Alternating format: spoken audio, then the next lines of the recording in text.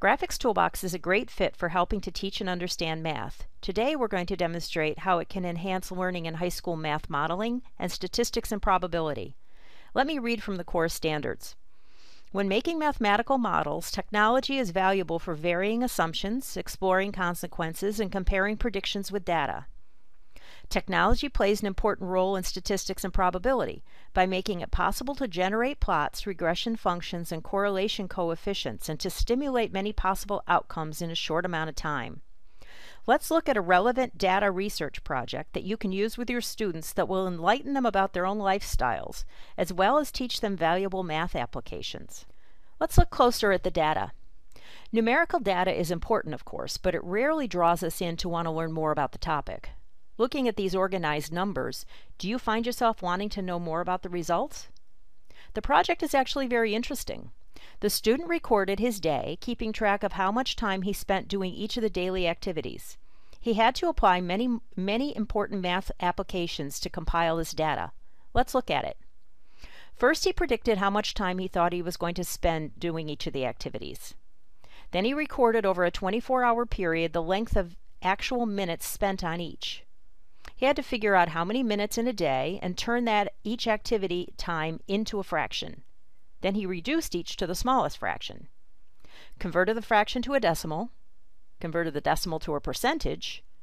Lastly, he converted the percentage to degrees so he could create a pie chart of his results. The data was entered in Excel, but the math was calculated by the student. Notice that the total line on the bottom double checks his work to make sure he's ready to move on to the next column of calculations. We want to show the students how to use Graphics Toolbox to convert this data into a pie chart, and in the process we will help them better understand angles and percentages. We start by creating a chart like this one. It's very useful, and the students are able to choose their own colors and create their own activity key.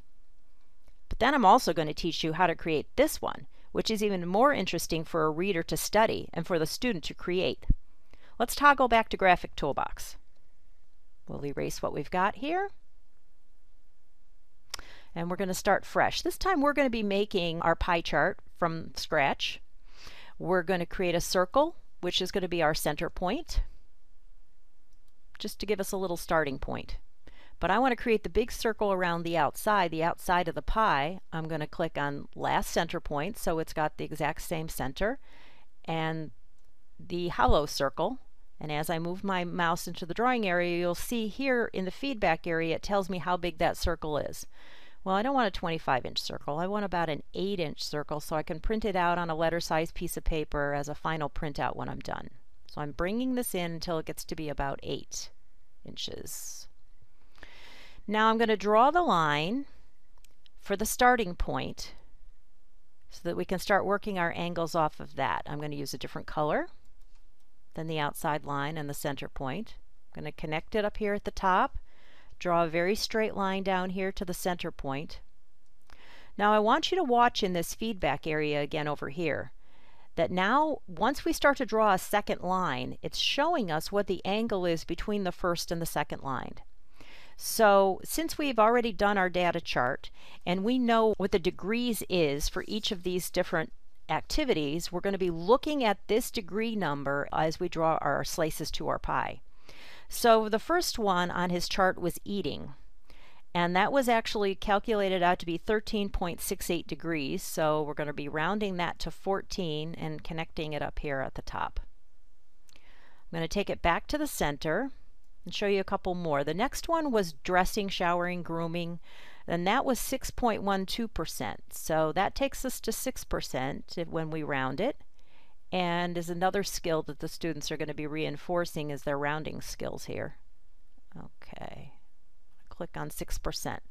Go back to the center. The next one was travel, car, bus, train, and that was again 14%. So we're working off of the last line. We're finding 14% and clicking.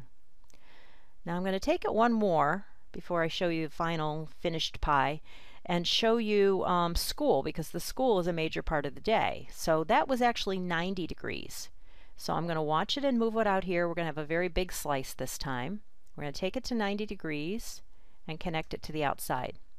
Now, because we're going to be filling this with color and pattern, we want to make sure that these really do connect. We don't want to leave a gap, or else our fill is going to be gapping out into other slices.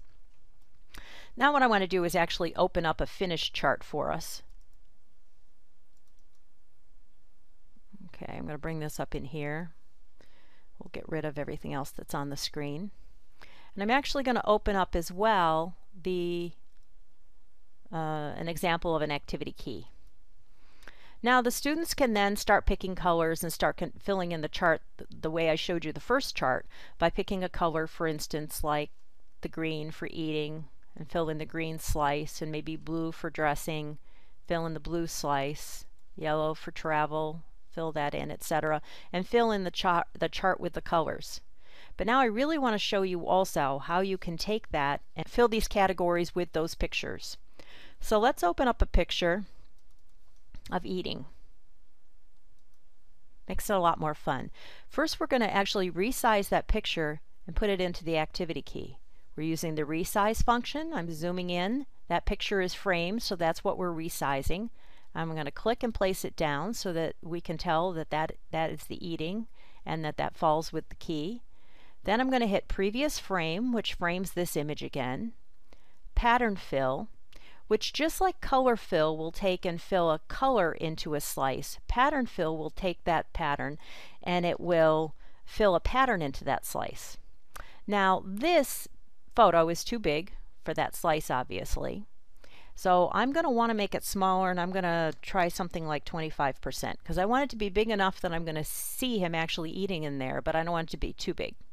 So I think 25 works pretty well. And I'm going to take and now click, and it's going to fill that into that area.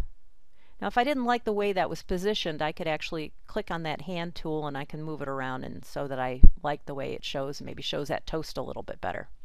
I'm going to do one more like this, and I'm going to show grooming. And we're going to take that one, for instance, and that one is a bigger image to start with, and we have a smaller slice, so we're going to have to make that image smaller to have it fit in there. I took it to 10%, and that still looks like it's a little bit too big, so let me take it down to like 8% and see how that works. That worked pretty good, and I might want to shift that one around again as well so we can see as much of it as we can. Now one more that I'd like to show you is one that we're actually going to make bigger, which is the school image.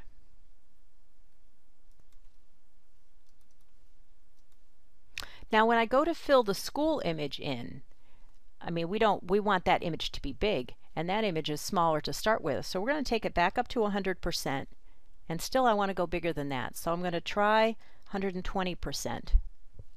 Oops, 120%. That actually works quite well. So I'm going to take that and I'm going to drop that in. Maybe I'll go in and adjust that slightly too, to be able to show the school off to its best part.